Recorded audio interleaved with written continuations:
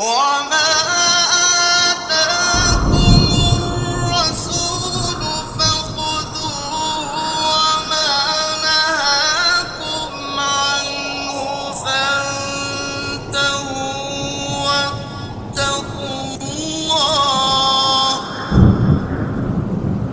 إن الله شديد العقاب. إن الحمد لله نحمده ونستعينه ونستغفره ونعوذ بالله من شرور أنفسنا ومن سيئات أعمالنا من يهده الله فلا مضل له ومن يضلل فلا هادي له وأشهد أن لا إله إلا الله وحده لا شريك له وأشهد أن محمدا عبده ورسوله. يا أيها الذين آمنوا اتقوا الله حق تقاته ولا تموتن إلا وأنتم مسلمون. يا أيها الناس اتقوا ربكم الذي خلقكم من نفس واحدة وخلق منها زوجها وبث منهما رجالا كثيرا ونساء واتقوا الله الذي تساءلون به والأرحام إن الله كان عليكم رقيبا.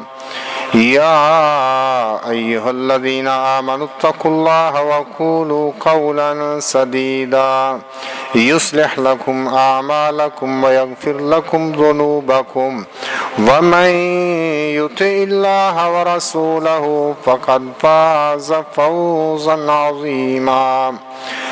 أما بعد فإن أصدق الحديث كتاب الله وأحسن الهدي هدي محمد صلى الله تعالى عليه وسلم وشر الأمور محدثاتها وكل محدثة بدعة وكل بدعة ضلالة وكل ضلالة في النار. دین اسلام کے دو مآخذ میں سے ماخذ حدیث نبوی کی کتب میں سے کتب ستہ عام طور پر ہمارے مدارس دینیہ میں بطور نصاب پڑھائی جاتی ہیں. خدمت حدیث بہت بڑا شرف ہے، لیکن یہ بات بڑے افسوس کے ساتھ کہنا پڑتی ہے کہ مذکورہ کتب حدیث کے جو نسخے عموماً متداول ہیں اور جن سے مدارس میں تعلیم و تدریس ہو رہی ہے، ان پر ایک خاص طبقہ احناف کا قبضہ ہے. ان پر انہی کے حواشی ہیں اور وہی اس کے تابع و ناشر بھی ہیں. لہذا اپنے مسلک و منہج کے مطابق جو ذہن اور فکر وہ قاری کو دینا چاہتے ہیں وہ اس میں بڑے بے باک واقع ہوئے ہیں.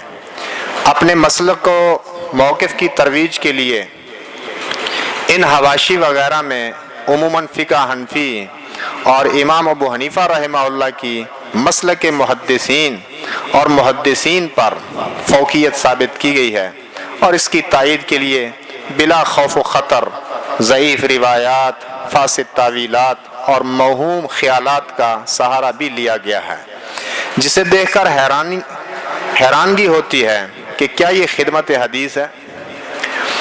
لیکن جب محشی اور شارع وہ ہیں، تابع اور ناشر بھی وہی ہیں، تو پھر اسی کی امید رکھنی چاہیے.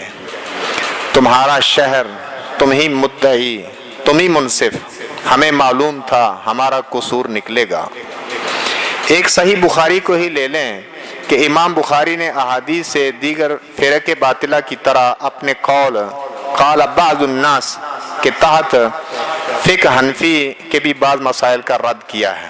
لیکن جو نسخہ ہمیں مدارس کے اندر پڑھنے پڑھانے کے لیے ملتا ہے اس میں بعض الناس فی دفع الوسواس بھی ملتا ہے، جس میں مسلک احناف کو احادیث کے برعکس حق پر ثابت کرنے کے لیے پوری سائی لا حاصل کی گئی ہے. یہ حواشی کلی طور پر نہ صحیح، جزوی طور پر طلبہ کے اذہان پر اپنا اثر چھوڑتے ہیں. خدمت حدیث کا یہ میدان تو اہل حدیث کا تھا، احناف کا میدان کنز و قدوری اور ہدایہ و شرف وقایات تھے، لیکن ایک مدت مدید سے یہی حواشی چل رہے ہیں۔ وَعَلَيْهَا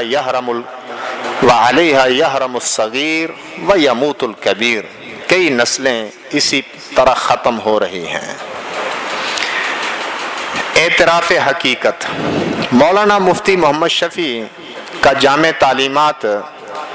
تعلیمات اسلامیہ لائل پور حال فیصل آباد میں ایک خطاب ہوا تھا جو بعد میں وحدت امت کے نام سے کتابی شکل میں شائع ہوا۔ اس میں انہوں نے اپنے استاد مولانا انور شاہ کاشمیری کا ایک واقعہ لکھا ہے۔ فرماتے ہیں، ایک اہم واقعہ آپ کے گوش گزار کروں جو اہم بھی ہے اور عبرت خیز بھی۔ قادیاں میں ہر سال ہمارا جلسہ ہوا کرتا تھا اور سیدی حضرت مولانا سید محمد انور شاہ صاحب رحمۃ اللہ علیہ بھی اس میں شرکت فرمایا کرتے تھے۔ ایک سال اسی جلسہ پر تشریف لائے، میں بھی آپ کے ساتھ تھا۔ ایک صبح نماز فجر کے وقت اندھیرے میں حاضر ہوا تو دیکھا کہ حضرت سر پکڑے ہوئے بہت مغموم بیٹھے ہیں۔ میں نے پوچھا، حضرت کیسا مزاج ہے؟ کہا، ہاں ٹھیک ہی ہے میاں، مزاج کیا پوچھتے ہو، عمر ضائع کر دی۔ میں نے عرض کیا، حضرت آپ کی ساری عمر علم کی خدمت میں، دین کی اشاعت میں گزری ہے، ہزاروں آپ کے شاگرد علماء ہیں، مشاہیر ہیں جو آپ سے مستفید ہوئے اور خدمت دین میں لگے ہوئے ہیں۔ آپ کی عمر اگر ضائع ہوئی تو پھر کس کی عمر کام لگی؟ فرمایا، میں تمہیں صحیح کہتا ہوں، عمر ضائع کر دی۔ میں نے عرض کیا، حضرت بات کیا ہے؟ فرمایا، ہماری عمر کا، ہماری تقریروں کا، ہماری ساری قد و کاوش کا خلاصہ یہ رہا کہ دوسرے مسلکوں پر حنفیت کی ترجیح قائم کرتے ہیں۔ امام ابو حنیفہ رحمہ اللہ کے مسائل کے دلائل تلاش کریں، یہ رہا ہے محور ہماری کوششوں کا، تقریروں کا اور علمی زندگی کا۔ اب غور کرتا ہوں تو دیکھتا ہوں کہ کس چیز میں عمر برباد کی۔ وحدت امت صفحہ 15 از مفتی محمد شفیع۔ اعتراف حقیقت کے بعد نمبر 2، شاہ ولی اللہ محدث دہلوی کا فرمان، فَإِن بَلَغَنَا حَدِيثٌ عَنِ الرَّسُولِ الْمَعْصُومِ الَّذِي فَرَضَ اللَّهُ عَلَيْنَا طَاعَتَهُ بِسَنَدٍ صَالِحٍ يَدُلُّ عَلَى خِلَافِ مَذْهَبِهِ وَتَرَكْنَا حَدِيثَهُ وَاتَّبَعْنَا ذَلِكَ التَّخْمِينَ فَمَنْ أَظْلَمُ مِنَّا وَمَا عُذْرُنَا يَوْمَ يَقُومُ النَّاسُ لِرَبِّ الْعَالَمِينَ۔ حجت اللہ البالغہ جز 1 صفحہ 447۔ پس اگر ہمیں رسول معصوم صلی اللہ علیہ وسلم جن کی اطاعت اللہ نے ہم پر فرض کی ہے سے اچھی سند کے ساتھ کوئی حدیث پہنچ گئی جو امام کے مذہب کے خلاف ہو اور ہم نے آپ صلی اللہ علیہ وسلم کی حدیث چھوڑ دی اور اسی اٹکل یعنی مذہب امام کے پیچھے چل پڑے تو ہم سے بڑا ظالم کون ہوگا اور ہمارا عذر کیا ہوگا جس دن لوگ رب العالمین کے سامنے کھڑے ہوں گے۔ نمبر 3، قابل ضبط کتابیں۔ بروز جمعرات 21/6/1434 ہجری مطابق 2/5/2013 حافظ عمر صدیق حفظہ اللہ مدرس جامعہ محمدیہ گوجرانوالہ نے مجھے اپنا چشمدید واقعہ سنایا کہ مسجد نبوی میں شیخ عبد المحسن العباد کا حلقہ درس بخاری کافی وسیع ہوتا ہے۔ جب مجھے مدینہ منورہ جانے کا اتفاق ہو تو شیخ کے حلقہ میں بیٹھنے کا موقع بھی ملتا ہے۔ حلقہ میں بعض مشرفین یعنی نگران بھی مقرر ہیں۔ ایک نگران نے ایک آدمی کے پاس صحیح بخاری کا قدیمی کتب خانہ کراچی کا نسخہ جو ہمارے ہاں عام متداول ہے دیکھ لیا، جس کے سر ورق پر ناشر کی طرف سے لکھا ہوا ہے خادم العلماء والمشائخ نور محمد نقشبندی چشتی قادری۔ نگران نے اس سے یہ کتاب چھین لی اور اسے بخاری کا نسخہ سلطانیہ جو 4 جلد میں ہے دے دیا۔ اس نے بہت منتیں کی کہ اسے وہ پاکستانی نسخہ واپس کر دیا جائے، لیکن مشرف نے اس کی بات نہ مانی اور ضبط کیا ہوا نسخہ واپس نہ کیا۔ یہ نسخہ وہاں کیا ہے؟ قابل ضبط۔ اشتہار پر میرا موضوع اصول حدیث جو لکھا گیا ہے، اس سے مراد معروف مصطلح اصول حدیث نہیں. شفوی اور زبانی طور پر مجھے جس موضوع کا پابند کیا گیا ہے اس سے مراد احناف کے وہ اصول ہیں جو انہوں نے کتب ستہ کے حواشی میں احادیث کے رد و تعویل میں اختیار کیے ہیں. بالاختصار ان میں سے چند چیزیں اس وقت ذکر کرنا مقصود ہیں کہ وہ کون سے اصول ہیں جو احناف نے یہ حواشی جو لکھے ہیں کتب ستہ کے، کون سے اصول ہیں جن کو سامنے رکھ کر وہ احادیث کو رد کرتے ہیں یا کوئی تعویل کرتے ہیں. نمبر 1، اب وہ اصول ذکر کر رہا ہوں. صحابہ کرام پر نقد، اور جو حوالے میں اس وقت دوں گا یہ مکتبہ رحمانیہ اردو بازار لاہور سے جو چھپی کتب ستہ. ہاں مسلم کی جو کتاب ہے اس کا اگر حوالہ آئے تو وہ قدیمی کتب خانے والی کتاب ہے، کراچی والی جو نسخہ ہے. عام یہ مکتبہ رحمانیہ والی جو مطبوع کتابیں ہیں کتب ستہ. وائل بن حجر رضی اللہ عنہ کی تحقیر، صحیح بخاری صفحہ 171 حاشیہ نمبر 1 پر ہدایہ کی شرح فتح القدیر لابن الحمام کے حوالے سے لکھتے ہیں. یہ مولانا سہارنپوری صاحب کا حاشیہ ہے بخاری پر. فرماتے ہیں وَرَوَى أَبُو حَنِيفَةَ عَنْ حَمَّادَ عَنْ إِبْرَاهِيمَ قَالَ ذُكِرَ عِنْدَهُ وَائِلُ بْنُ حُجْرٍ أَنَّهُ رَأَى رسول الله صلى الله عليه وسلم يرفع يديه عند الركوع وعند السجود فقال أعرابي لم يسلم عن النبي صلى الله عليه وسلم صلاة أرى قبلها فهو أعلم من عبد الله وأصحابه حفظه ولم يحفظه. ترجمے کی ضرورت بھی ہے.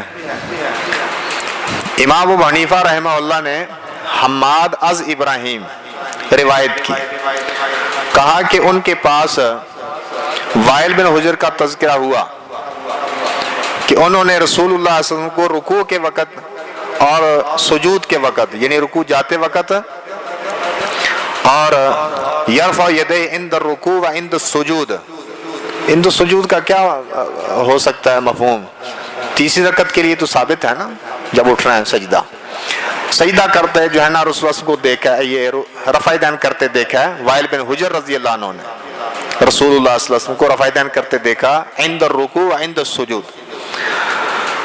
تو فرمایا عربی ہے گنوار اجڑ آدمی، نبی صلی اللہ علیہ وسلم کے ساتھ میرا خیال ہے ایک اس نماز کے علاوہ کبھی اس نے نماز پڑھی نہیں. تو کیا اس کو عبداللہ بن مسعود اور عبداللہ بن مسعود کے صحابیوں سے زیادہ علم ہے؟ وائل بن حجر کو عربی ہے، حفظہ ولم یحفظہ، وائل بن حجر نے یاد رکھ لیا اور عبداللہ بن مسعود اور ان کے ساتھیوں نے، ان کے شاگردوں نے وہ بات بلا دی، ان کو بھول گئی اور ان کو یاد رہ گئی. ابو ہریرہ رضی اللہ عنہ کے بارے میں کیا نظریہ لکھا ہے کہ یہ غیر مجتہد ہیں، اور جو غیر مجتہد ہے اس کی روایت قیاس کے مقابلے میں کہتے ہیں متروک ہے. حدیث المسرات، المسرہ کیا چیز ہے؟ ایسا جانور جس کا دودھ روک لیتے ہیں اور پھر بیچتے ہیں. جانور مشتری سمجھتا ہے کہ کافی دودھ والا جانور ہے، زیادہ دودھ دیتا ہے.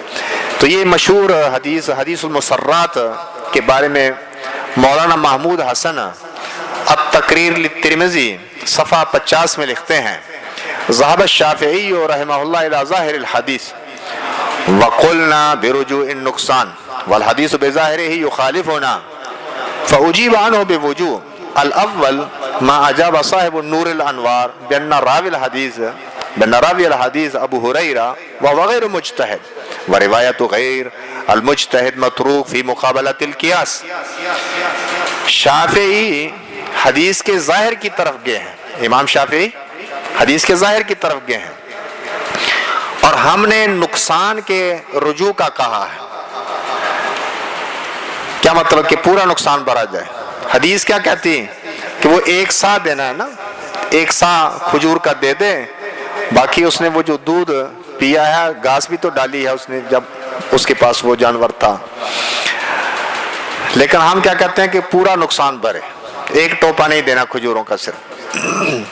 ظاہر میں حدیث ہمارے مخالف ہے، ظاہر میں حدیث ہمارے مخالف ہے، تو اس کا کئی طرح جواب دیا گیا ہے۔ پہلا جواب وہ ہے جو صاحب نور الانوار نے دیا کہ حدیث کا راوی ابو ہریرہ رضی اللہ عنہ ہے اور وہ مجتہد نہیں، اور غیر مجتہد کی روایت قیاس کے مقابلہ میں متروک ہے، کیونکہ اس حدیث کے راوی کون ہے؟ ابو ہریرہ، وہ مجتہد نہیں، اور مجتہد کی جو غیر مجتہد کی روایت ہے وہ عقل کے مقابلے میں، قیاس کے مقابلے میں کیا کر دی جائے گی؟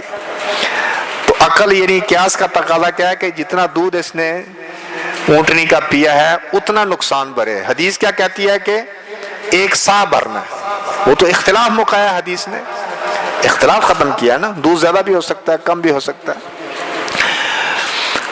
صفحہ 368 میں ابو ہریرہ رضی اللہ عنہ پر سہارنپوری صاحب حاشیہ چڑھاتے ہیں، سیما اذا کان الحدیث مرویا عن ابن مسعود ایضا الذی اصل الفقہ الحنفی، خصوصاً جب حدیث ابن مسعود سے بھی مروی ہے جو فقہ حنفی کی اصل ہے۔ تو عبداللہ بن مسعود کی حدیث جب مخالف آ جائے کس کے؟ ابو ہریرہ کی حدیث کے، پھر تو بالخصوص کیا کر دیا جائے گا؟ چھوڑ دیا جائے گا ابو ہریرہ کی حدیث کو، کیونکہ فقہ حنفی کی بنیاد کیا ہے؟ حدیث ابن مسعود۔ ابن مسعود رضی اللہ عنہ سے مروی حدیث کہاں ہے اور اس کی سند کیا ہے، اس بارے میں کوئی اشارہ نہیں کیا، جبکہ صحیح بخاری میں عبداللہ بن مسعود سے ان کا اپنا قول کیا ہے، ملاحظہ فرمائے۔ عن عبداللہ بن مسعود رضی اللہ عنہ قال من اشترى شاة محفلة فردها فليرد معها صاع من تمر، صحیح البخاری کتاب البیوع باب النہی للبائع اللہ یحفل الابل والبقر والغنم وکل محفلہ، حدیث نمبر ہے 2149۔ عبداللہ بن مسعود رضی اللہ عنہ سے مروی ہے، انہوں نے فرمایا جس نے دودھ روکی بکری خریدی، دودھ روکی بکری خریدی اور واپس کی، وہ اس کے ساتھ کھجور کا ایک سا واپس کرے۔ اپنا قول عبداللہ بن مسعود کا یہ جو حدیث کے مطابق ہے۔ یہ تو ایک چیز تھی، پہلا اصول۔ دوسرا اصول متن سے الفاظ کا اخراج۔ سنن ابی داود صفحہ 118 پر یہ حدیث ہے، حدیث نمبر 448۔ حدثنا عثمان بن ابی شیبہ حدثنا وکیع عن سفیان عن عاصم یعنی ابن کلیب عن عبد الرحمن بن الاسود عن علقمہ قال قال عبداللہ بن مسعود الا اصلی بکم صلاۃ رسول اللہ صلی اللہ علیہ وسلم قال فصلی فلم یرفع یدیہ الا مرۃ قال ابو داود هذا حدیث مختصر من حدیث طویل وليس هو بصحیح علی هذا اللفظ۔ یہ حدیث جس میں عبداللہ بن مسعود کیا فرماتے ہیں، میں تمہیں رسول اللہ صلی اللہ علیہ وسلم والی نماز نہ پڑھاؤں، ابو داود کی روایت، تو صرف ایک بار ہی رفع دین کیا۔ متن کے اندر لفظ کیا موجود ہیں؟ امام ابو داؤد نے فرمایا کہ ھذا حدیث مختصر من حدیث طویل، یہ ایک لمبی حدیث کا، یہ حدیث ایک لمبی حدیث کا کیا ہے؟ اختصار ہے۔ ولیس هو بصحیح علی ھذا اللفظ، ان لفظوں سے یہ حدیث صحیح نہیں، یہ متن کے اندر لفظ موجود ہیں، دوسرے نسخے دیکھ لو، لیکن مکتبہ رحمانیہ والا جو نسخہ ہے، لاہور مکتبہ رحمانیہ والا نسخہ، متن سے یہ الفاظ نکال دیے ہیں، سائیڈ پر لکھ دیے ہیں، سائیڈ پر۔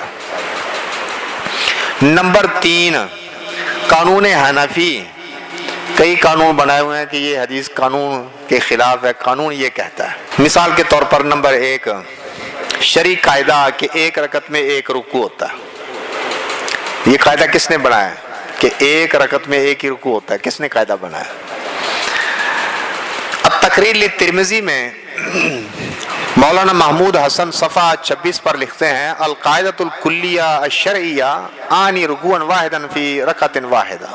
مسئلہ کیا چل رہا ہے؟ صلاۃ کسوف میں کئی رکوع ایک سے زیادہ ثابت ہیں، صلاۃ کسوف میں وہ جو گرہن والی نماز ہے،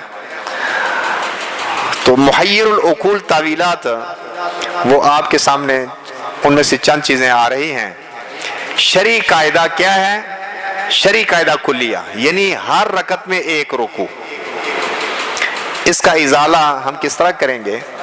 شریعت میں اپنی طرف سے قاعدہ کلیہ مقرر نہیں کیا جا سکتا. ہر نماز کا طریقہ جو معصور ہے وہی شرعی قاعدہ ہے. جیسے صلاۃ الخوف، صلاۃ الکسوف، صلاۃ الجنازہ وغیرہ نمازیں، یہ نمازیں ہی ہیں لیکن ان کے پڑھنے کا طریقہ مختلف ہے.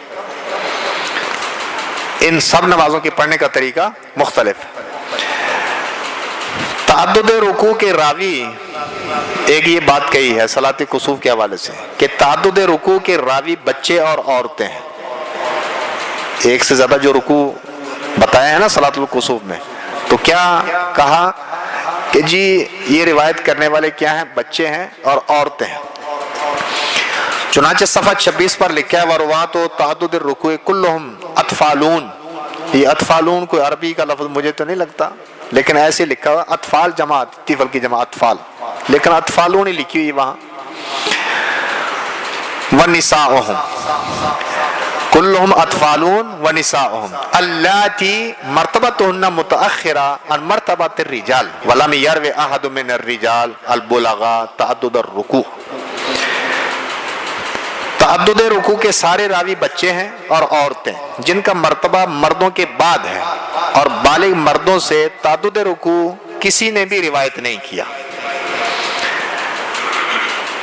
ازالہ مولانا عبید اللہ رحمانی رحمہ اللہ مرآت المفاتیح میں لکھتے ہیں الزیادۃ فی الرکوع قد رویت من حدیث جابر بن عبداللہ وعبداللہ بن عمر وابی ہریرہ وابی بن کعب وابن عمر وحذیفہ وعلی وغیرہم وَهَؤُلَاءِ كَانُوا رِجَالًا لَا صِبْيَانًا وَلَا نِسَاءً وَلَا دَلِيلَ عَلَىٰ أَنَّهُمْ كَانُوا فِي آخِرِ الصُّفُوفِ أَوْ كَانُوا خَلْفَ الصَّفِّ الْأَوَّلِ أَوِ الثَّانِي فَالنِّسْبَةُ اشْتِبَاهِ الْأَمْرِ إِلَىٰ جَمِيعِ هَؤُلَاءِ غَلَطٌ بِلَا شَكٍّ.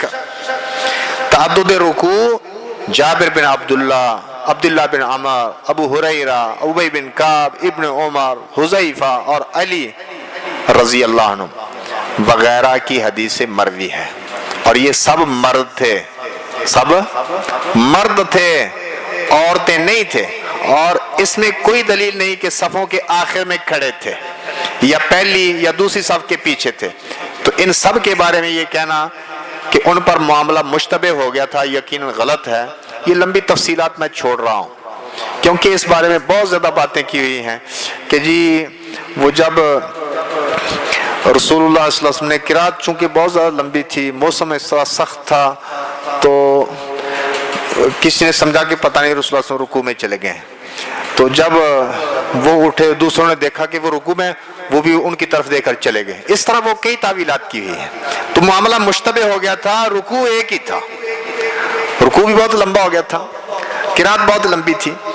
تو مولانا رحمانی صاحب کیا فرماتے ہیں ان سب کے بارے میں یہ کہنا کہ ان پر معاملہ مشتبہ ہو گیا تھا، یہ بچے نہیں تھے جن صحابہ کا نام لیا، غلط ہے یقیناً یہ کہنا کہ معاملہ مشتبہ ہو گیا تھا. ایک بات کیا کی ہے تعدد رکوع کے حوالے سے کہ دوسرا رکوع نماز کا رکوع نہیں تھا. کہ اگر مان لو نا کہ ایک سے زیادہ رکوع کیے تو دوسرا رکوع کیا تھا؟ وہ نماز کا رکوع نہیں تھا. اچھا وہ کیا تھا؟ سنیے صفحہ 239 پر مولانا انور شاہ کاشمیری لکھتے ہیں وَلَوْ نَتَبَرَّ،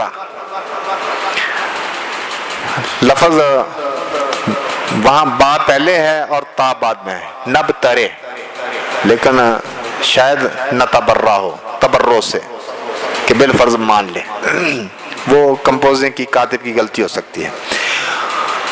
فَنَقُولُ إِنَّ الرُّكُوعَ الثَّانِي كَانَ رُكُوعًا عِنْدَ الْآيَاتِ وَرُكُوعَ التَّخَشُّعِ وَالتَّخَضُّعِ فَالرُّكُوعُ الثَّانِي لَيْسَ رُكُوعًا سَلَوِيًّا. اگر تبرعاً ہم مان لیں کہ دو رکوع ہیں، صلاۃ کسوف میں دو رکوع ہیں، تو ہم کہیں گے کہ دوسرا رکوع آیات یعنی اللہ کی نشانیوں کے وقت کیا جانے والا رکوع ہے اور یہ خشوع و خضوع والا رکوع ہوگا. تو دوسرا رکوع نماز کا رکوع نہیں. یہ دوسرا رکوع کہتے ہیں نماز کو رکوع نہیں، بلکہ کیا ہے کہ کوئی نشانی اللہ کی دے کر بندہ رکوع میں چلا جائے، یہ اس طرح کا رکوع ہے. کتنے قاعدے ہو گئے؟ 3. چوتھا تقلید آبا، صحابی کا سنت کہنا سنت نبوی نہیں.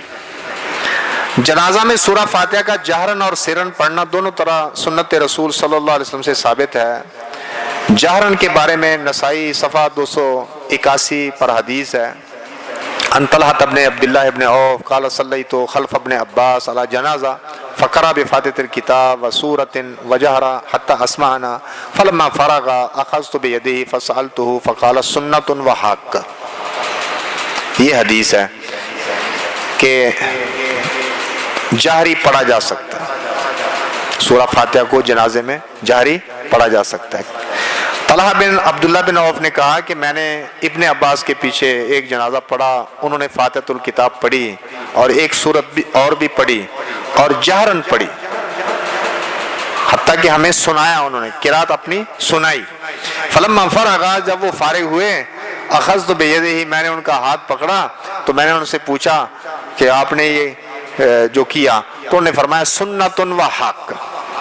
क्या फरमाया? सुन्नत है और हक़ है। ये किसकी दलील होगी? जहरन पढ़ने की। सिरन पढ़ने की दलील नसाई के इसी सफ़ा पर मुंदरजा ज़ैल हदीस है।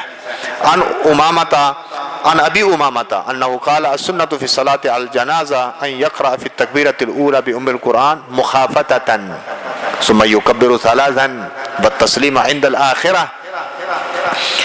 अबू उमामा से रिवायत है रज़ी अल्लाह अन्हु, उन्होंने फरमाया कि सुन्नत नमाज जनाजा में क्या है कि पहली तकबीर में पढ़े, यानी पहली तकबीर के बाद उम्मुल कुरान फातिहा मुखाफतन, क्या फिर 3 तकबीरें कहे, व तस्लीम इंदल आखिरा, सलाम आखिर में। लेकिन बैन सुतूर वाला लिखता है लैसत बिवाजिबा कमा फी साइर सलावात, कि वो यानी फातिहा वाजिब नहीं जिस तरह बाकी नमाजों में है। और पहली हदीस जहां क्या लफ्ज़ आए हैं सुन्नतुन व हक़, उसके तहत बैन सुतूर क्या लिखा हुआ है? सुन्नत का माना लिखा हुआ है तरीक़तुन मसलूक़तुन फिद्दीन, तरीक़तुन मसलूक़तुन फिद्दीन, दीन में ऐसा तरीका जिस पर चला जाए। सुन्नतुन व हक़ का माना तो तरीक़तुन मसलूक़तुन फिद्दीन से कर दिया, लेकिन फिर ये बात अधूरी छोड़ दी, मजीद वजाहत करते कि तरीक़तुन मसलूक़तुन फिद्दीन का आखिर क्या माना है? क्या तरीका मसलूका फिद्दीन से फातिहा की नफी मकसूद है या इस बात? तरीका मसलूका का क्या माना है? ऐसा तरीका जिस पर दीन में चला जाए। तो ये फातिहा की नफी करना मकसूद है या इस बात?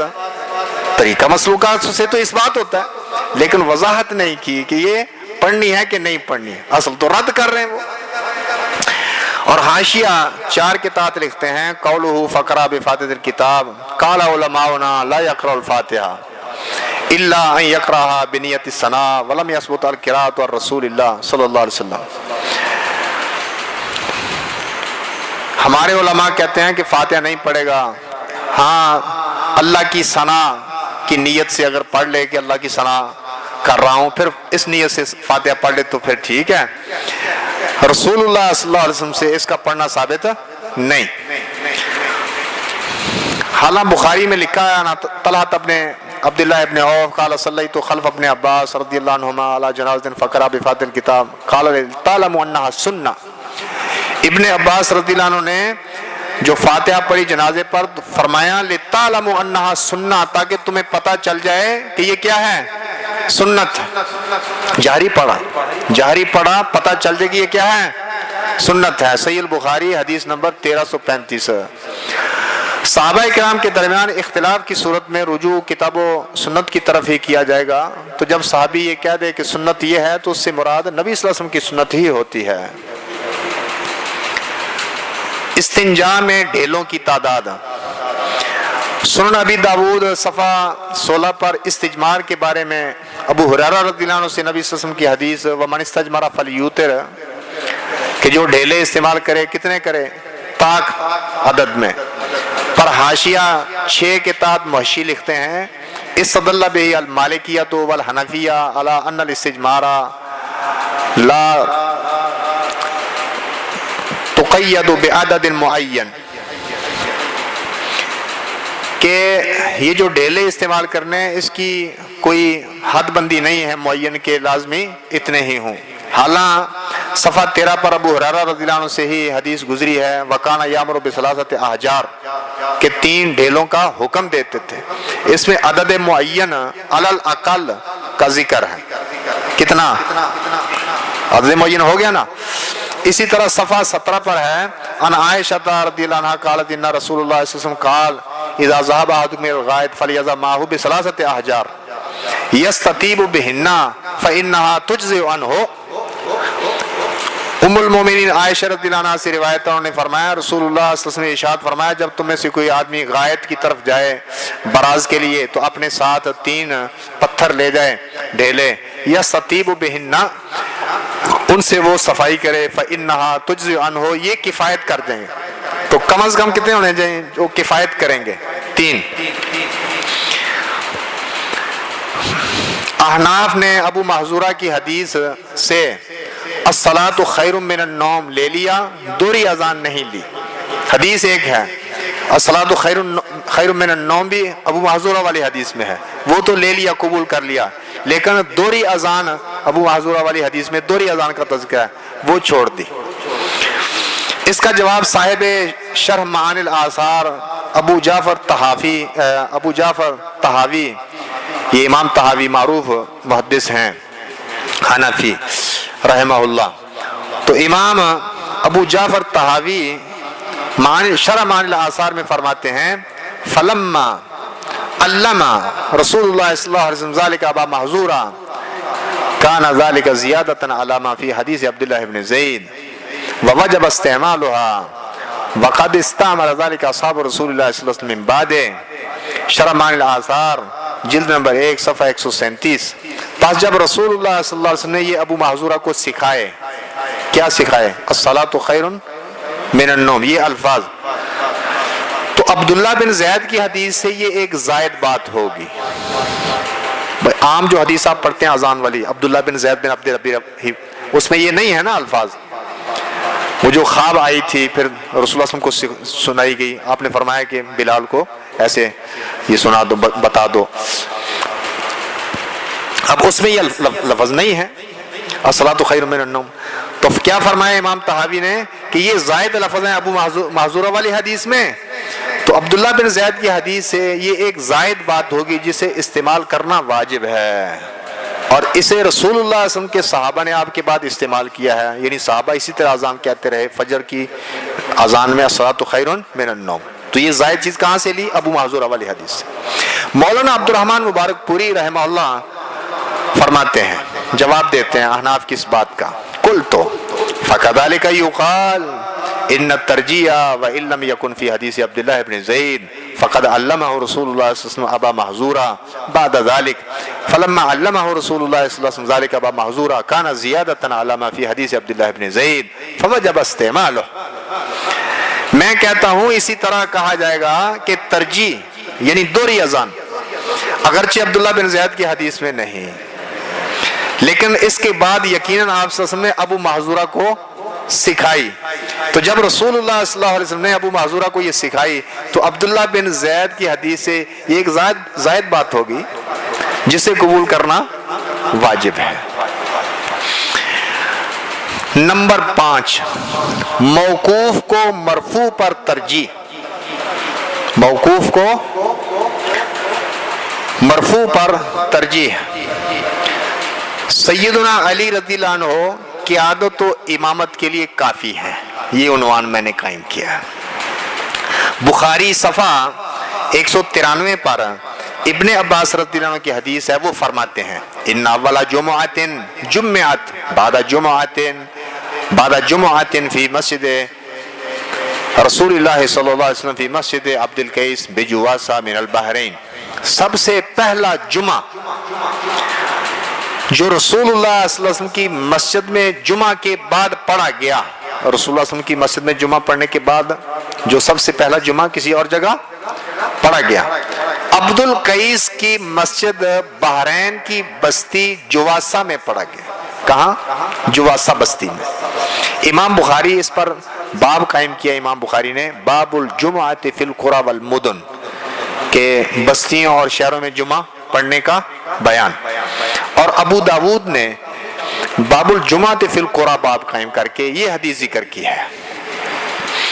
قال حدثنا عثمان بن ابي شيبه ومحمد بن عبد الله المخرمي لفظه قال حدثنا وكيع عن ابراهيم بن طهمان عن ابي جمره عن ابن عباس قال ان اول جمعه جمعت في الاسلام بعد جمعه جمعت في مسجد رسول الله صلى الله عليه وسلم بالمدينه لا جمعه جمعت بجوسا قريه من قرى البحرين قال عثمان قريه من قرى عبد القيس.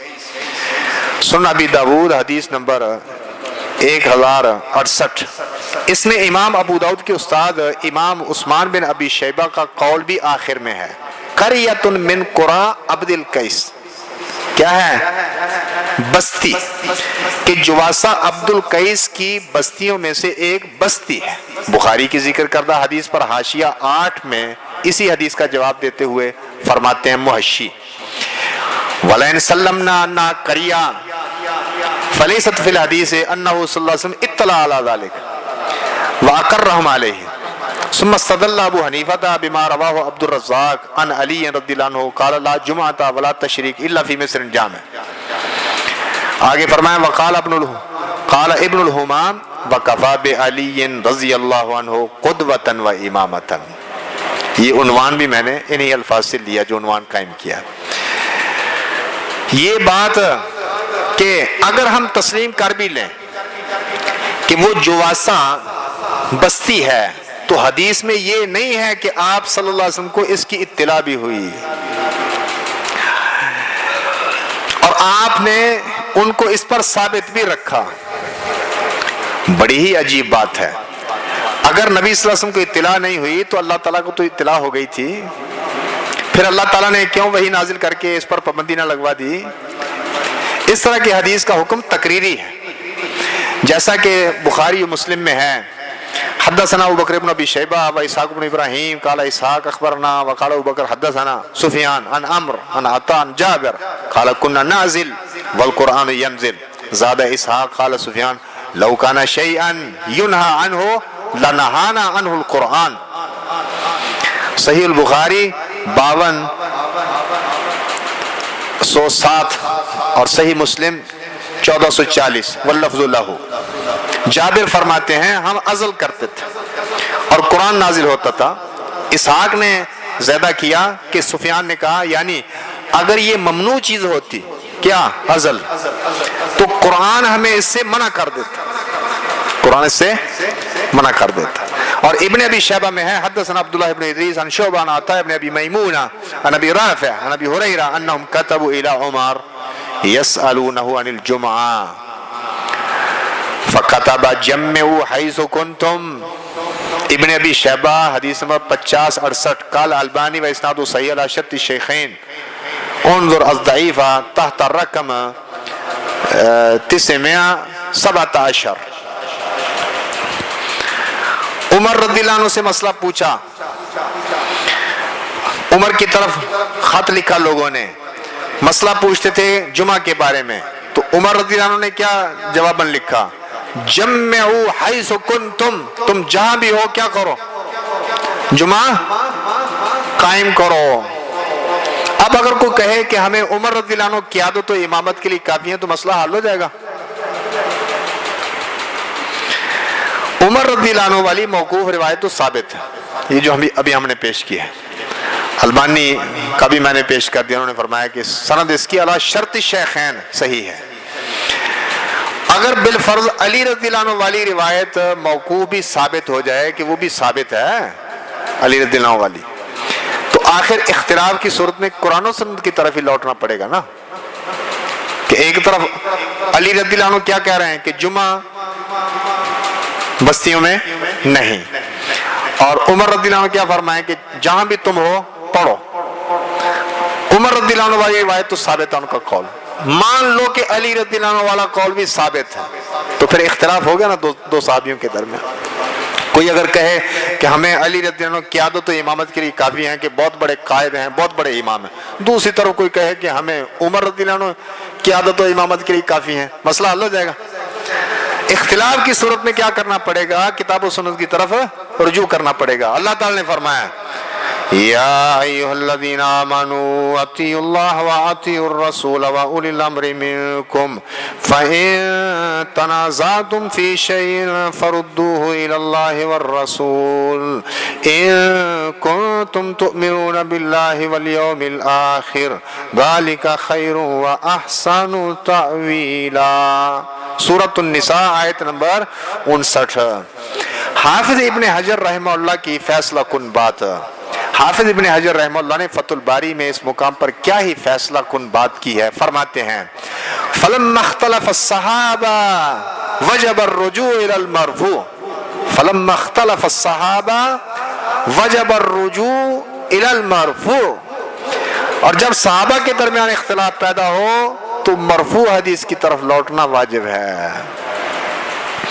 نمبر 6، ضعیف و منکر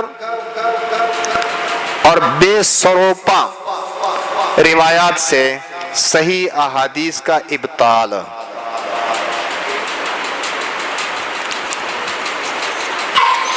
ضعیف و منکر و بے سروپا روایات سے صحیح احادیث کا ابطال۔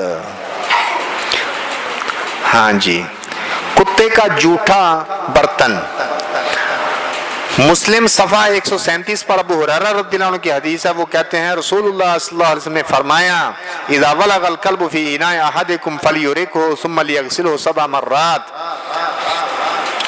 کتا جب تم میں سے کسی کے برتن میں منہ ڈال دے تو اسے گرا دے، پھر اسے 7 بار دھوئے۔ پھر اسی صفحہ پر برتن کو ایک بار مٹی سے مانجنے کی حدیث بھی ذکر ہے۔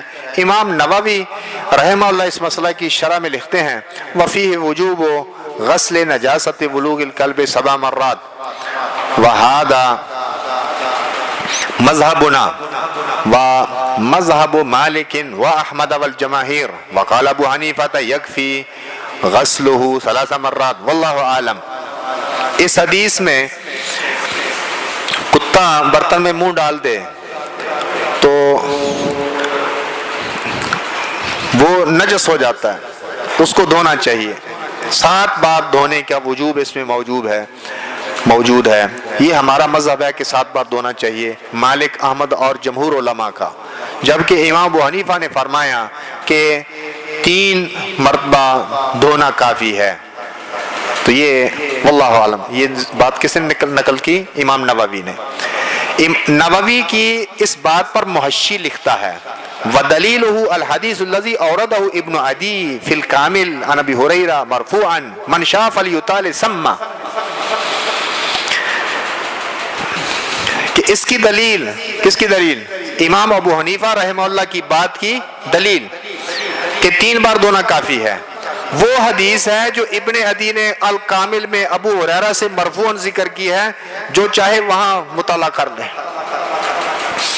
محشی کو بھی خبر تو ہوگی کہ الکامل میں ہمارے امام کی دلیل منکر روایت ہے، لیکن صرف اتنا کہہ دیا کہ جو چاہے وہاں سے مطالعہ کر لے۔ الکامل کی عبارت ملاحظہ فرمائیں۔ حدثنا احمد بن الحسن الکرخی من کتابہ حدثنا الحسین القرابیسی حدثنا اسحاق الازرق حدثنا عبد الملک عن عطاء عن الزہری قال قال رسول اللہ صلی اللہ علیہ وسلم اذا ولغ الكلب في اناء احدكم فليهرقه وليغسله 3 مرات قال الشيخ قال لنا احمد بن الحسن كان القرابیسی يسأل عنه حدثنا محمد بن منیر بن حیان حدثنا عمر بن شبہ حدثنا اسحاق الازرق باسناده نحوه موقوف قال الشیخ ولا ادری ذکر فی الاحراق والغسل 3 مرات ام لا وهذا لا يرويه غیر القرابیسی مرفوعا الى النبی صلی اللہ علیہ وسلم وعلى ما ذکر فی متن من الاحراق والغسل 3 مرات قال ابن عدی، ابن عدی کا فیصلہ اس حدیث کے بارے میں والحسین القرابیسی له کتب مصنفہ ذکر فیہا اختلاف الناس من المسائل وکان حافظا لها وذکر فی کتبہ اخبارا کثیرتا ولم اجد منکرا غیر ما ذکرت من الحدیث، اس حدیث کے علاوہ مجھے کوئی منکر نہیں ملی۔ یہ روایت ابن عدی نے کیا کہا کہ یہ کیا ہے؟ منکر ہے۔ ابن عدی نے 3 مرتبہ دھونے والی روایت کے بارے میں فرمایا کہ الکرابیسی کے سوائے سے کوئی مرفوع نہیں روایت نہیں کرتا. ولم اجد منکرا غیر ما ذکرت من الحدیث. شیخ البانی رحمہ اللہ اس روایت کے بارے میں فرماتے ہیں منکر بلفظ ثلاث. الضعیفہ روایت کا نمبر 1037. شیخ البانی نے بھی اس کو کیا قرار دیا اس روایت کو؟ منکر. نمبر 7 ضعیف موقوف کو مرفوع بنا کر پیش کرنا. ضعیف موقوف کو مرفوع بنا کر پیش کرنا اور اس سے صحیح مرفوع کو رد کرنا. نبی صلی اللہ علیہ وسلم نے کتے کی بیع سے منع فرمایا. امام ابو حنیفہ رحمہ اللہ فرماتے ہیں بیع صحیح ہے. ابن ماجہ صفحہ 274 حاشیہ نمبر 1 پر لکھتے ہیں قولہ نہان ثمن الکلب. لکھا آگے وقال ابو حنیفہ یصح بیع الکلاب التی فیہا منفعہ وتجب القیمۃ علی متلفہا. آگے لکھا ہے ودلیل جمہور حاذی الاحادیث وما الحدیث الواردہ فی النہی عن ثمن الکلب الا کلب صید وفی روایہ الا کلبا ضاریہ وان عثمان غرم انسان ثمن کلب قتلہ 20 بعیرا وعن ابن عمرو بن العاص التغریم فی اتلافہ وکلھا ضعیفہ. نبی صلی اللہ علیہ وسلم نے کتے کی قیمت سے منع فرمایا. یہ ابن ماجہ کی جو حدیث ہے صفحہ 274 پر اس پر حاشیہ کیا لکھا ہے کہ امام ابو حنیفہ نے فرمایا رحمہ اللہ کہ ان کتوں کی بیع درست ہے جن میں منفعت ہو، فائدہ ہو، اور قیمت بھی ادا کرنی پڑے گی، لازم ہے اس پر. جو ایسے کتوں کو ضائع کر دے، کئی مار دیتے ہیں نا کتا، تو کتے کی قیمت جو ہے نا دینی پڑے گی جو کتا ضائع کرے گا. جمہور کی دلیل تو یہی حدیثیں ہیں. اور رہی وہ حدیثیں جن میں ممانت وارد ہے کتے کی قیمت کی، الا کلب صید، ہاں شکار کا جو کتا ہے اس کی ٹھیک ہے. اور ایک روایت میں ہے کہ وہ کتا زارین جو کیا ہو، یہ عثمان رضی اللہ عنہ نے کیا کیا، غرم انسانا، ایک آدمی پر جرمانہ ڈالا تھا، ثمن کلب، کتے کی قیمت کا، قتلہ، جس نے کتا قتل کر دیا تھا، مار دیا تھا، 20 بعیرا، کتنا ہرجانہ، 20 اونٹ. اور ابن عمر بن عاص سے ہے کہ اب تغریم فی اطلاف، کتے کو اگر ضائع کر دیا جائے تو جرمانہ اور ڈن پڑے گا. وکلھا ضعیفہ، ویسے ہیں ساری یہ کیا ضعیف. محشی نے آخر میں جو روایات ذکر کی ہیں ان کے بارے میں تو خود ہی اقرار کر لیا کہ وہ ضعیف ہیں. رہی وہ روایت جو ملا علی قاری کے حوالے سے ذکر کیا، اور ملا علی قاری نے وہ روایت ابن الملے کے حوالے سے ذکر کیا، وہ روایت یہ ہے. آپ صلی اللہ علیہ وسلم نے ایک شکاری کتے میں جسے ایک آدمی نے قتل کر دیا تھا 40 درہم کا فیصلہ فرمایا، اور مویشیوں کے کتے میں ایک مینڈے کے ساتھ فیصلہ فرمایا. لیکن رسول اللہ صلی اللہ علیہ وسلم کا یہ فیصلہ کہاں ہے؟ جی ہاں یہ روایت موجود ہے، لیکن یہ روایت رسول اللہ صلی اللہ علیہ وسلم سے نہیں. لیجئے وہ روایت شرمان الاثار میں اس طرح موجود ہے. حدثنا یونس قال حدثنا ابن وهب قال سمعت ابن جریج يحدث عن عمرو بن شعيب عن ابي عن جده عبد الله بن عمر انه قضى في كلب سعيد قتله رجل ب40 درهما وقضى في كلب ماشيه بكبش. شرمان الاثار روایت کا نمبر 5727. عبداللہ بن عمر رضی اللہ عنہ نے ایک شکاری کتے میں جسے ایک آدمی نے قتل کر دیا تھا 40 درہم کا فیصلہ فرمایا، اور مویشیوں کے کتے میں ایک مینڈے کے ساتھ فیصلہ فرمایا.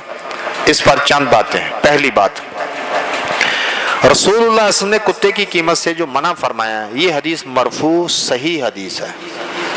اس کے مقابلہ میں پیش کی جانے والی یہ روایت مرفوع نہیں بلکہ موقوف ہے. پہلی بات کیا ہے کہ یہ موقوف ہے. کس کے مقابلے میں؟ رسول اللہ صلی اللہ علیہ وسلم کی صحیح مرفوع حدیث کے مقابلے میں. نمبر 2، پھر یہ موقوف بھی صحیح نہیں.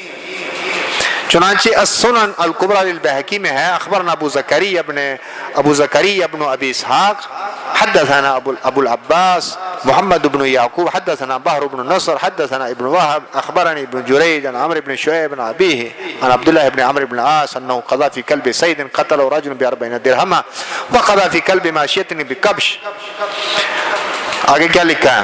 ہذا موقوف وابن جریج لا يرون له سماعا من غیر عمر قال بخاری رحمہ اللہ لم يسمعه. یہ موقوف ہے اور وہ یعنی محدثین ابن جریج کا عمر سے سماع نہیں دیکھتے. بخاری رحمہ اللہ نے فرمایا اس نے اس سے نہیں سنا.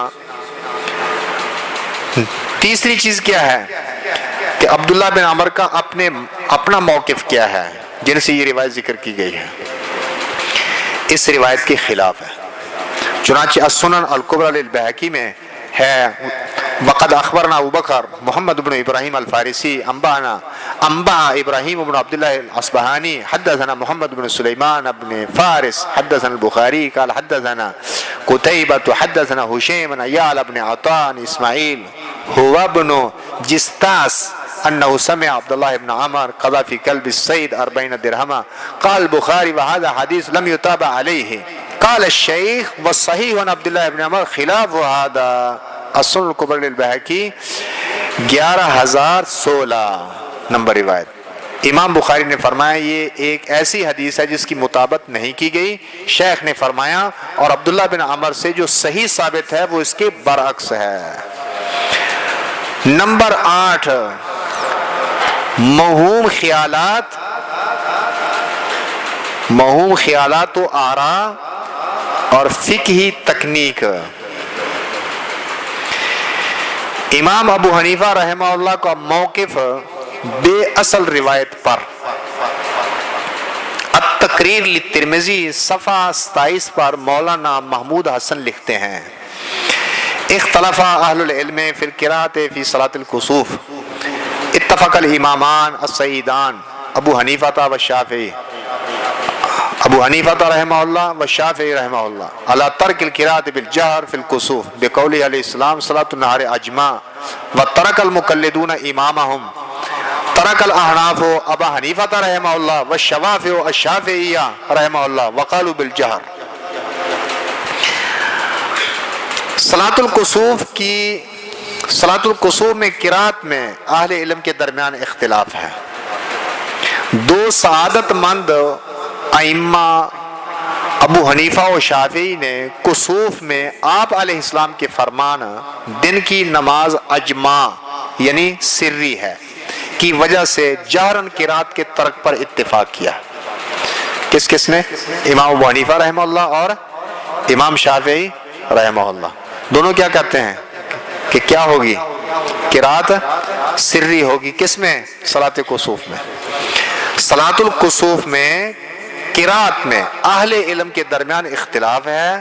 دو سعادت مند ائمہ ابو حنیفہ و شافعی نے کسوف میں آپ علیہ السلام کے فرمان دن کی نماز اجماع یعنی سری ہے کی وجہ سے جہرن قرات کے ترک پر اتفاق کیا اور مقلدین نے اپنے اماموں کو چھوڑ دیا. مقلدین نے اپنے اماموں کو، یہ کون کہہ رہا ہے؟ یہ کس کی بات ذکر کر رہا ہوں؟ التقریر للترمذی مولانا محمود حسن کی بات نقل کر رہا ہوں. کیا فرمایا کہ ترک المقلدون امامہم، مقلدین نے اپنے اماموں کو چھوڑ دیا. ترک الاحناف ابا حنیفہ رحمہ اللہ والشوافع الشافعی، احناف نے ابو حنیفہ کو چھوڑ دیا اور شوافع نے شافعی کو چھوڑ دیا اور قرات بالجہر کے قائل ہو گئے. کیونکہ دونوں امام تو کیا کہہ رہے ہیں اس روایت کو سامنے رکھ کر کہ دن کی جو نماز ہے وہ اجماع ہے، صلاۃ النہار اجماع سری. اس روایت کو سامنے یہ روایت کیسی ہے وہ بعد میں بھی بات آتی ہے. اس روایت کو سامنے رکھ کر دونوں امام متفق ہیں کہ قرات دن کی کیا ہے؟ سری. تو وہ تو متفق ہیں دونوں، لیکن دونوں کے جو کیا ہیں مقلدین ہیں انہوں نے اپنے امام کو کیا کیا؟ دونوں نے چھوڑ دیا. ازالہ. امام ابو حنیفہ رحمہ اللہ کو احناف نے چھوڑ دیا تو امام ابو حنیفہ کا موقف جس روایت پر ہے وہ رسول اللہ صلی اللہ علیہ وسلم کی حدیث ہے ہی نہیں. چنانچہ اس بارے میں بعض اقوال ملاحظہ فرمائیں. ابن رجب حنبلی رحمہ اللہ فرماتے ہیں وَكَثِيرٌ مِّنَ الْعُلَمَاء جَعَلَهُ حَدِيثًا مَرْفُوعًا. منہم ابن عبد البر وابن الجوزی ولا اصل لذلك فتح الباری لابن رجب. بہت سارے علماء نے اسے مرفوع حدیث بنایا ہے، جن میں ابن عبد البر اور ابن الجوزی ہیں، اور اس کی کوئی اصل نہیں ہے، حالانکہ اس روایت کی کوئی اصل ہے ہی نہیں.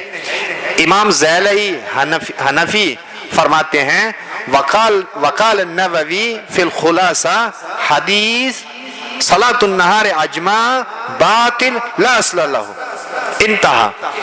یہ نصب الرائے للزیلعی جلد نمبر 2 صفحہ نمبر 2. امام زیلعی نے یہ امام نووی کی بات نقل کی کہ قال النووی فی الخلاصہ حدیث صلاۃ النہار اجمع باطل لا اصل لہ، اور نووی نے الخلاصہ میں کہا ہے کہ حدیث صلاۃ النہار اجمع باطل ہے، اس کی کوئی اصل نہیں. ابن حجر کہتے ہیں حدیث صلاۃ النہار اجمع لم اجدہ وہو عند عبد الرزاق من قول مجاہد ومن قول ابی عبیدہ بن عبداللہ بن مسعود موقوفا علیہما الدرایہ فی تخریج احادیث الہدایہ لابن حجر 193. حدیث صلاۃ النہار اجمع مجھے نہیں ملی، اور یہ عبد الرزاق میں مجاہد اور ابو عبیدہ بن عبداللہ بن مسعود سے ان کا قول ہے جو ان پر موقوف ہے، صحابی کی بات بھی نہیں، صحابی کی بات بھی نہیں. محمد طاہر پٹنی فرماتے ہیں تذکرۃ الموضوعات میں صلاۃ النہار اجمع قال النووی باطل لا اصل لہ وقد قال الدارقطنی وانما هو من قول بعض الفقهاء. تذکرۃ الموضوعات لمحمد طاہر پٹنی صفحہ 38 صلاۃ النہار اجمع نووی نے کہا کہ باطل ہے، اس کی کوئی اصل نہیں، اور اسی طرح دارقطنی نے کہا، اور یہ صرف بعض فقہاء کا قول ہے.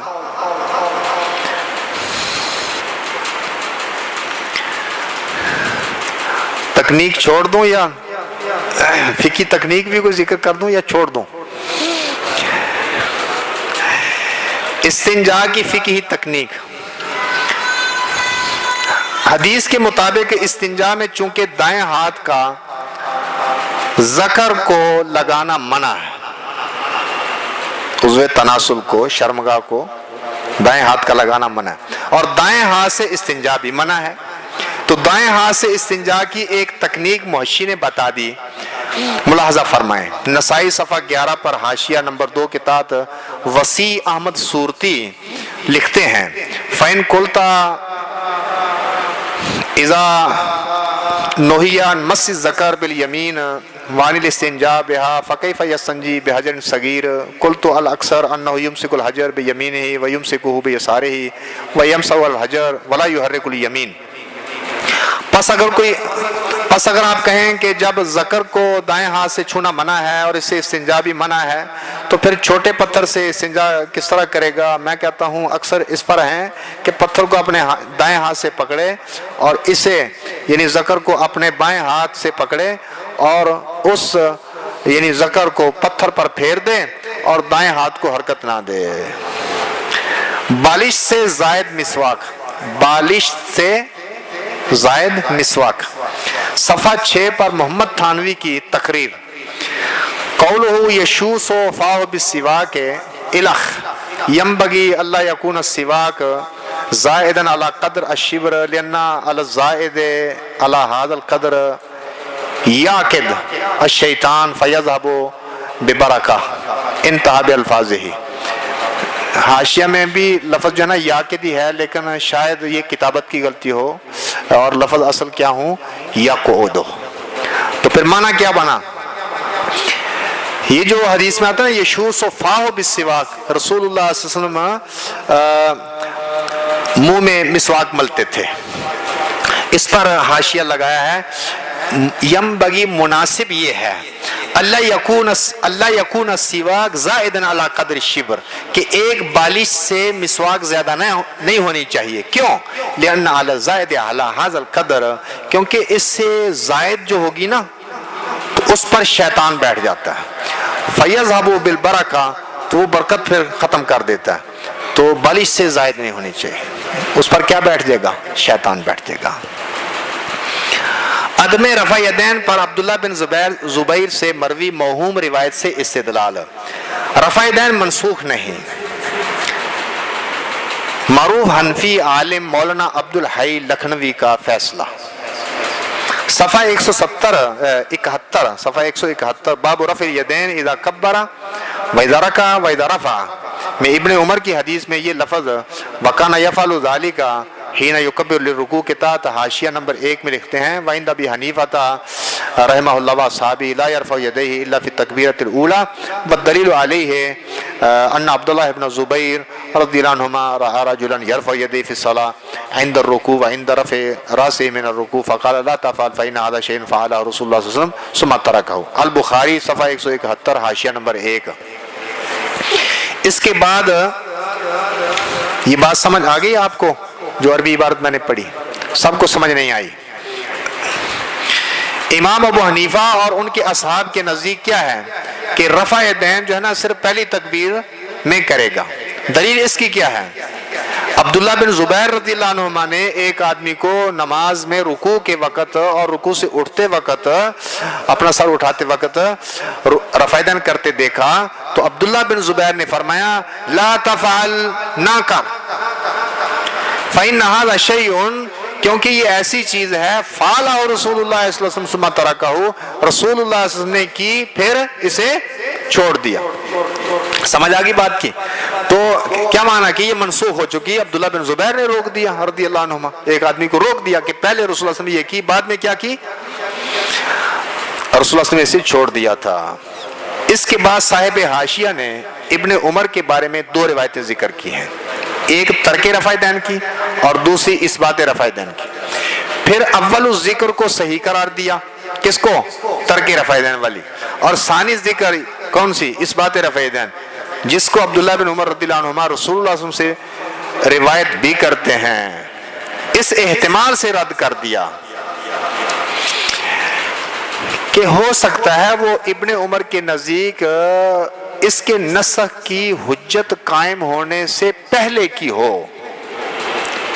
ہم اس بارے میں معروف حنفی عالم مولانا عبد الحی لکھنوی کی تعلیق سے جو موطا پر لگی ہوئی ہے ذکر کرتے ہیں۔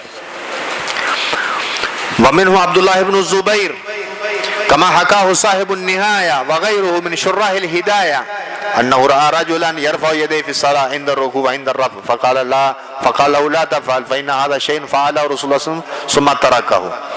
کیا فرماتے ہیں؟ لیکن هذا الاثر لم يجده المخرجون، تخریج کرنے والوں کو یہ اثر ملا نہیں۔ لم يجده المخرجون المحدثون مسندا في كتب الحدیث، کتب حدیث میں محدثین جو حدیث لانے والے ہیں تخریج کرنے والے ہیں ان کو یہ نہیں ملا۔ ما انہ اخرجہ البخاری فی رسالۃ رفع الیدین عن عبداللہ بن زبیر انہ کان یرفع یدیہ عند الخفض والرفع۔ اس کے برعکس کیا چیز موجود ہے؟ امام بخاری اپنی اس کتاب میں یہ جو ان کا رسالہ ہے رفع الیدین والا امام بخاری کا، اس میں لائے امام بخاری عبداللہ بن زبیر سے اس کے برعکس بات لائے۔ کیا کہ ابن زبیر خود ان کا عمل کیا تھا کہ رکوع جاتے وقت اور رکوع سے اٹھتے وقت رفع یدین کرتے تھے۔ یہ کون نقل کر رہے ہیں؟ خود یہ تعلیق آپ پڑھ رہے ہیں۔ وَقَضَى أَخْرَجَهُ عَنْ ابن عباس وابن عمر وابی سعید وجابر وابی ہریرہ وانس انہم کانوا یرفعون ایدیہم۔ امام بخاری یہ بھی لائے ہیں اپنے اس رسالہ میں کہ ابن زبیر کے علاوہ ابن عباس، ابن عمر، ابو سعید، جابر، ابو ہریرہ، انس یہ بھی کیا کرتے تھے؟ رفع یدین کرتے تھے۔ فَإِذًا نَخْتَارُ، تب ہم کس چیز کو اختیار کرتے ہیں؟ تب ہم کس چیز کو اختیار کرتے ہیں؟ ان الرفع لیس بسنت مؤکدۃ، یہ ان کی بات ہے نا، ان کی بات ہے کہ رفع یدین کوئی ایسی سنت نہیں جو سنت مؤکدہ ہو، یلام التارکھا کہ جس کے تارک کو ملامت کی جائے، الا ان ثبوتہ عن النبی صلی اللہ علیہ وسلم اکثر و ارجح۔ ہاں اس کا ثبوت ویسے جو ہے نا دوسرے موقف کی بجائے عدم رفع دین کی بجائے رفع دین والا جو موقف، اس کا ثبوت زیادہ ہے وارجا اور زیادہ راجح ہے۔ یہ کیا ہے؟ زیادہ راجح۔ واما دعوی نسخ ہی، رہ گئی بات کہ رفع دین منسوخ ہو گئی ہے، کما صدر عن الطحاوی، جس طرح امام طحاوی سے بھی یہ بات صادر ہو گئی، ہمارے امام طحاوی سے بھی، حنفی سے یہ بات صادر ہو گئی، مغترن بحسن ظن بصحابہ تارکین، صحابہ کے بارے میں ان کا حسن ظن کہ انہوں نے کیا کر دی تھی، رفع دین چھوڑ دی ہوگی، حسن ظن ہے ان کے بارے میں، صحابہ کے بارے میں۔ تو یہ بات اس فریم میں آ کر وہ بھی بات کر چکے ہیں طحاوی بھی کہ یہ منسوخ ہو گئی ہے۔ وابن الحمام والعینی وغیرہ من اصحابنا، اسی طرح ابن الحمام اور امام عینی وغیرہ ہمارے جو اصحاب ہیں انہوں نے بھی یہ بات کر دیا کہ یہ منسوخ ہوگی۔ لیکن یہ منسوخ والا جو دعویٰ ہے امام طحاوی کی طرف سے، ابن الحمام کی طرف سے، عینی وغیرہ کی طرف جو ہمارے اصحاب ہیں حنفی، انہوں نے جو یہ جو دعویٰ کر دیا نسخ والا کہ یہ منسوخ ہوگی رفع دین، فلیست بمبرہن علیہا، فلیست بمبرہن علیہا بما یشفی العلیل ویروی الغلیل، اس پر کوئی ایسی دلیل نہیں لائی گئی جو بیمار کو شفا دے دے، پیاسے کو سیراب کر دے۔ التعلیق الممجد علی معطل امام محمد، صفحہ 386 اور 388۔ ابن عربی لیلۃ القدر غیر رمضان میں دیکھتے رہے۔ یہ آگے مہینہ آ رہا ہے، کتنی تاریخ ہے آج؟ 26۔ کتنی؟ کیوں جی؟ ہاں 23۔ کتنی؟ 23۔ کن کی 23 ہے؟ کن کی 23 ہے؟ کن کی؟ ادھر سے آواز آئی 23 کی۔ کن کی تاریخ ہے آج 23؟ بولو جی، ہم کن سے مخاطب ہیں؟ اپنی تاریخ کا نہیں پتا ہمیں۔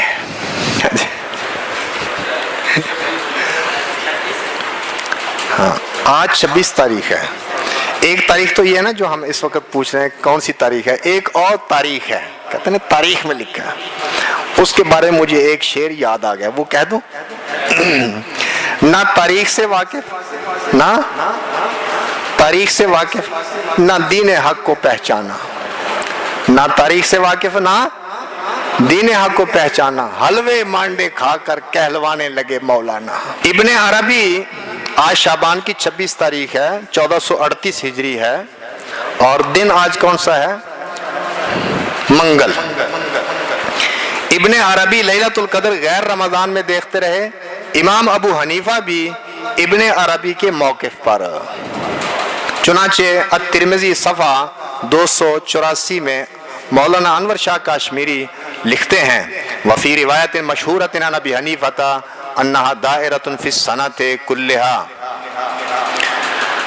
اور آگے لکھا ہے وقال الشیخ الاکبر، یہ ابن عربی کو شیخ اکبر کہتے ہیں، وقال الشیخ الاکبر انی رأیتہا فی خارج رمضان مرارا۔ ابھی ہمارے پاس مزید وقت نہیں کہ شیخ اکبر کے بارے میں ہم کوئی بات کریں، کیونکہ ایک بات ابھی اور ہے، وہ قانون، اور پھر نماز کا وقت قریب ہے، وہ میں نے ابھی ایک بات ذکر کرنی ہے اس کے بعد۔ وقال الشیخ الاکبر انی رأیتہا فی خارج رمضان مرارا، اور ابو حنیفہ رحمہ اللہ سے ایک مشہور روایت میں مروی ہے کہ بے شک وہ یعنی شب قدر سارے سال میں گھومتی رہتی ہے، اور شیخ اکبر نے کہا میں نے رمضان کے علاوہ اسے کئی بار دیکھا۔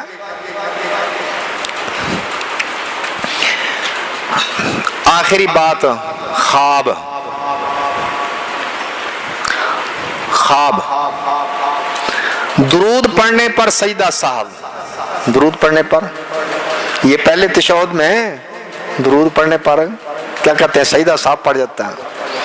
التقریر لترمذی صفحہ 21 اور 22 پر محمود حسن لکھتے ہیں روی عنہ انہ رعا علیہ السلام فی المنام فقال علیہ السلام وانت توجب سجدۃ السہو بالصلاۃ علیہ فقال ابو حنیفہ رحمہ اللہ نعم لیکن لا لصلاۃ علیک یا رسول اللہ بل لانہ لیس من فعلک فانی حدثت بانک قمت من الرکعتین کانک علی الرزف وقیل انہ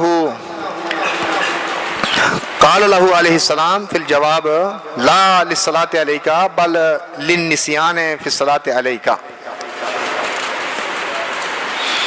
ترجمہ بھی کر دیتا ہوں. امام ابو حنیفہ رحمہ اللہ سے مروی ہے کہ انہوں نے نبی علیہ السلام کو خواب میں دیکھا تو نبی علیہ السلام نے فرمایا کہ تو مجھ پر درود پڑھنے پر سجدہ صاحب لازم کرتا ہے کہ 2 سجدے صاحب کے کرو، درود اگر نبی پر پڑھ دو. تو امام ابو حنیفہ نے کہا جی ہاں، لیکن اس وجہ سے نہیں یا رسول اللہ کہ آپ پر درود پڑھا گیا اس بنا پر میں یہ واجب کرتا ہوں، بلکہ اس لیے کہ یہ آپ کے فعل سے نہیں، آپ کی سنت نہیں. کیونکہ مجھے یہ حدیث بیان کی گئی ہے کہ آپ 2 رکعتوں سے اٹھ گئے، ایسے اٹھے آپ 2 رکعتوں سے کانک علی الرزف، جیسے آپ گرم پتھر پر بیٹھے ہوئے ہوں. یہ حدیث مجھے پہنچی ہے. ایک تو یہ وکیلا، یہ بھی ایک روایت ہے کہ انہو قال له علیہ السلام فی الجواب، کہ نبی علیہ السلام نے نبی علیہ السلام سے امام ابو حنیفہ رحمہ اللہ نے جواب میں یہ بات کہی تھی لا للصلاۃ علیک، میں اس بنا پر سجدہ صاحب لازم نہیں کرتا کہ آپ پر درود پڑھا گیا، بل للنسیان فی الصلاۃ علیک، بلکہ بھول کر جو آپ پر درود پڑھا گیا اس بنا پر کیا کرتا ہوں، لازم کرتا ہوں سجدہ صاحب کو. قرآن و سنت کے مقابلہ میں امتی کے خواب کی کوئی حیثیت نہیں. گرم پتھر والی روایت کا جو ذکر خواب کے اندر ہے یہ روایت ثابت نہیں بلکہ منقطع ہے.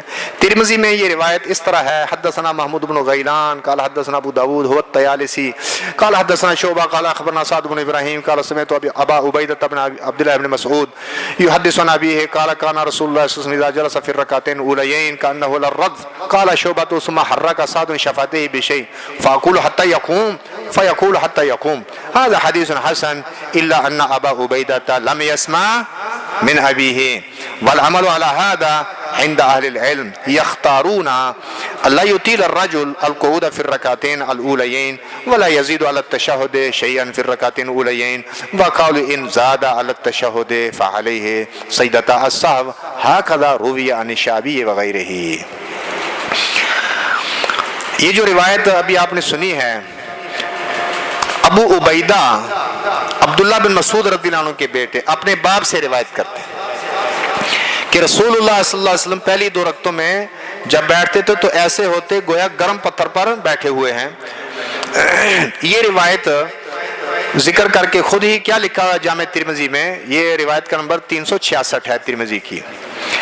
امام ترمذی فرماتے ہیں ھذا حدیث حسن، یہ حدیث حسن ہے الا مگر ایک بات ہے کہ ابو عبیدہ نے لم یسمع من ابیہ اپنے باپ سے سنا نہیں. ابو عبیدہ کا اپنے والد گرامی عبداللہ بن مسعود سے سماع ثابت نہیں. کئی بچے چھوٹے ہوتے ہیں والد فوت ہو جاتا ہے ہاں جی، تو اپنے باپ سے سماع نہیں، تو روایت کیا ہوگی، منقطع. اس روایت کے بارے میں ترمذی نے کہا حسن ہے، مگر ابو عبیدہ کا اپنے باپ سے سماع نہیں.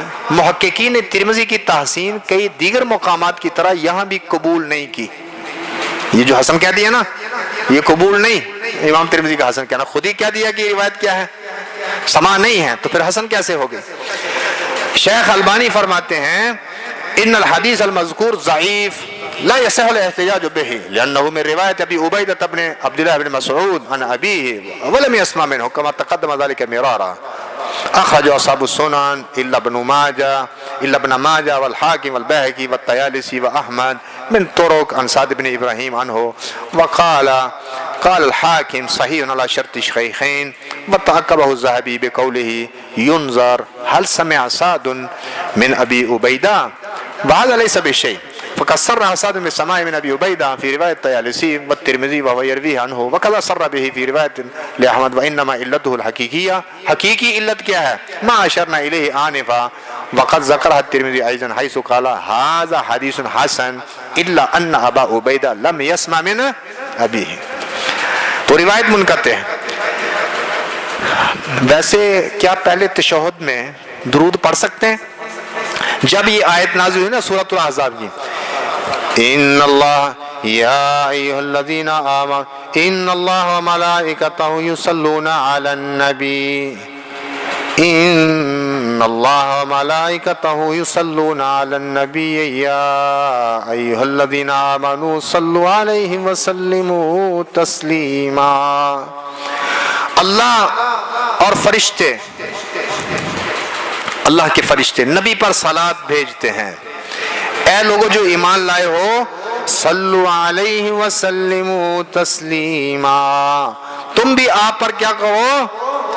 درود پڑھو اور سلام پڑھو، خوب سلام پڑھنا۔ یہ حدیث آیت جب نازل ہوئی نا، بعض صحابہ کرام نے پوچھا رسول اللہ صلی اللہ علیہ وسلم سے کہ اللہ تعالیٰ ہمیں حکم دیتا ہے کہ ہم آپ پر درود پڑھیں، تو جب ہم نماز میں ہوتے ہیں تو آپ پر درود کیسے پڑھیں؟ یعنی انہوں نے سمجھا یہ آیت کس بارے میں ہے؟ نماز کے بارے میں۔ تو سلام کا نہیں سوال کیا، وہ آپ پڑھتے ہیں حدیث کے اندر، عبداللہ بن مسعود رضی اللہ عنہ فرماتے ہیں کہ رسول اللہ صلی اللہ علیہ وسلم کان یعلمنا التشہد کما یعلمنا سورۃ من القرآن، رسول اللہ صلی اللہ علیہ وسلم ہمیں تشہد ایسے سکھاتے تھے جیسے قرآن کی کوئی سورت سکھاتے۔ تشہد کے الفاظ سکھائے ہوئے تھے، اس میں سلام موجود تھا، السلام علیکم ایھا النبی ورحمۃ اللہ وبرکاتہ، السلام علینا وعلی عباد اللہ الصالحین، سلام سکھایا ہوا تھا۔ آیت میں سلام کے ساتھ اب کیا ذکر تھا کہ درود بھی پڑھو۔ تو بعض صحابہ کرام نے پوچھا کہ یا رسول اللہ، اللہ ہمیں حکم دیتا ہے آپ پر درود پڑھنے کا، تو جب ہم نماز میں ہوتے ہیں تو آپ پر درود کیسے پڑھیں؟ تو آپ نے درود، وہ جو درود ابراہیمی ہے وہ سکھایا اور فرمایا وَالسَّلَامُ كَمَا عُلِّمْتُمْ، سلام اسی طرح پڑھو جس طرح تمہیں پہلے سکھایا گیا ہے۔ سوال نہیں کیا سلام کا، کیونکہ سلام پہلے سکھایا ہوا تھا، لیکن رسول اللہ صلی اللہ علیہ وسلم نے درود سکھا کر ساتھ مزید وضاحت کر دی کہ سلام اسی طرح پڑھو اور درود یہ۔ ذرا رک جائیے، کیا صحابہ نے یہ سوال کیا تھا کہ جب ہم دوسرے تشہد میں یا رسول اللہ بیٹھے تو آپ پر درود کیسے پڑھیں؟ آیت میں کیا ذکر ہے کہ دوسرے تشہد میں بیٹھو تو درود پڑھو؟ نہ آیت میں یہ موجود ہے کہ دوسرے تشہد میں درود پڑھو، نہ صحابہ کرام کا یہ سوال تھا، نہ رسول اللہ صلی اللہ علیہ وسلم نے یہ فرمایا کہ جب دوسرے تشہد میں بیٹھو تو درود مجھ پر یہ پڑھو۔ سلام پہلے دونوں تشہد میں پڑھتے تھے یا ایک میں پڑھتے تھے؟ درود سے پہلے، آیت کے نزول سے پہلے سلام دونوں تشہد میں تھا یا ایک میں تھا؟ دونوں میں تھا۔ اب جو درود سکھایا، نہ سوال میں یہ موجود ہے وضاحت کی جی دوسرے میں جب بیٹھے، نہ رسول اللہ صلی اللہ علیہ وسلم نے وضاحت کی۔ سلام جب دونوں تشہد کے لیے تھا تو درود بھی کیا ہے؟ ایک حدیث ذکر کر کے بات ختم کر رہا ہوں۔ یہ حدیث مستخرج ابی عوانہ میں موجود ہے، جہاں صراحت موجود ہے رسول اللہ صلی اللہ علیہ وسلم کے پہلے تشہد میں درود پڑھنے کی۔ مستخرج ابی عوانہ میں ہے، حدثنا الحسن بن علی بن عفان قال حدثنا محمد بن بشر قال حدثنا سعید بن ابی عروبہ قال حدثنا قتادة عن زرارة بن عوف عن سعد بن ہشام قال انطلقت الى ابن عباس، سعد بن ہشام کہتے ہیں میں ابن عباس کے پاس گیا، فسالت عن الوتر، میں نے ان کو وتر کے بارے میں پوچھا، فقال، تو ابن عباس نے کہا الا ادلک علی عالم اہل الارض بوتر رسول اللہ صلی اللہ علیہ وسلم، میں رسول اللہ صلی اللہ علیہ وسلم کے وتر کے بارے میں اہل زمین میں جو سب سے زیادہ علم رکھنے والی شخصیت ہے وہ نہ تمہیں بتا دوں، ان سے ہی پوچھ لو۔ قلت من، میں نے پوچھا جی کون؟ قال عائشہ، تو ابن عباس نے کیا کہا؟ عائشہ ہیں رضی اللہ عنہا جو رسول اللہ صلی اللہ علیہ وسلم کے وتر رات کی نماز کو سب سے زیادہ جانتی ہیں۔ ائتها فصلها، ان کے پاس جائیے اور ان سے سوال کیجئے، ثم علمنی ما ترد علیک، پھر وہ جو جواب دے مجھے بھی آ کر بتانا۔ قال فانطلق، سعد بن ہشام کہتے ہیں میں گیا، آگے پھر ذکر فقلت یا ام المومنین، جب یہ گئے نا کہا یا ام المومنین انبئینی عن وتر رسول اللہ صلی اللہ علیہ وسلم، مجھے رسول اللہ صلی اللہ علیہ وسلم کے وتر کے بارے میں خبر دیجئے۔ فقالت کننا نعد لرسول اللہ صلی اللہ علیہ وسلم سوا کا ہوا طہورہ فیبعثہ اللہ فیما شاء ان یبعثہ من اللیل، تو رسول اللہ صلی اللہ علیہ وسلم فرمایا ہم رسول اللہ صلی اللہ علیہ وسلم کے لیے آپ کی مسواک، آپ کے وضو کا پانی تیار کر چھوڑتی تھیں، اللہ تعالیٰ جس وقت رات کے کسی حصے میں جس وقت اللہ تعالیٰ چاہتا آپ کو اٹھا دیتا بیدار کر دیتا فَيَتَصَبَّقُ يَتَوَضَّى، اور رسول اللہ صلی اللہ علیہ وسلم مسواک فرماتے، وضو فرماتے، ثم يصلي 9 رکعات، پھر 9 رکعتیں پڑھتے، لا يجلس فيهن الا عند الثامنہ، کس میں بیٹھتے تھے؟ 9ویں میں ہی بیٹھتے۔ مولوی صاحب یہ رمضان آگے آ رہا ہے، 9 وتر اکٹھے پڑھانے ہوں، پریشان نہیں کرنا کہ 8 تراویحاں رہتا 9 وتر علیحدہ نہیں، 9 وتر اکٹھے پڑھانے پہلے 2 رکعتیں پڑھا لو ان کو، پھر 9 پڑھا لو، کتنی ہو جائیں گی؟ 11 رکعت، اگر 11 آپ پڑھانا چاہتے ہیں۔ ویسے 13 ابن عباس والی حدیث سے 13 بھی ثابت ہیں، وتر کے بعد 2 رکعت بیٹھ کر آپ پڑھتے تھے، یہ ثابت ہیں علیحدہ۔ ام المومنین 9 وتر والی حدیث ذکر کر رہے ہیں کہ 9 رکعت پڑھتے نہیں بیٹھتے تھے الا عند الثامنہ، مگر 8ویں میں، کس میں؟ فَيَدُعُ رَبَّهُ وَيُصَلِّي عَلَى نَبِيِّهِ، نبی صلی اللہ علیہ وسلم جب بیٹھتے 8ویں رکعت میں کیا کرتے؟ اپنے رب سے دعا کرتے، وَيُصَلِّي عَلَى نَبِيِّهِ، اور اپنے آپ پر کیا پڑھتے ہیں؟ یہ پہلا تشہد ہے 8ویں رکعت۔ ثُمَّ يَنْهَضُ وَلَا يُسَلِّمُ، پھر اٹھتے تھے اور سلام نہیں پھیرتے تھے۔ ثُمَّ يُصَلِّي التَّاسِعَ فَيَقْعُدُ، ہماری اللہ اکبر کا معنی ہے اللہ سب سے بڑا ہے۔ تو میں اسی پر اپنی بات کو ختم کرتا ہوں۔ اللہ تعالیٰ مجھے اور آپ کو حق بات سمجھنے اس پر عمل پر ہونے کی توفیق عطا فرمائے۔ وآخر دعوانا الحمدللہ رب العالمین۔ مولاي صل وسلم دائما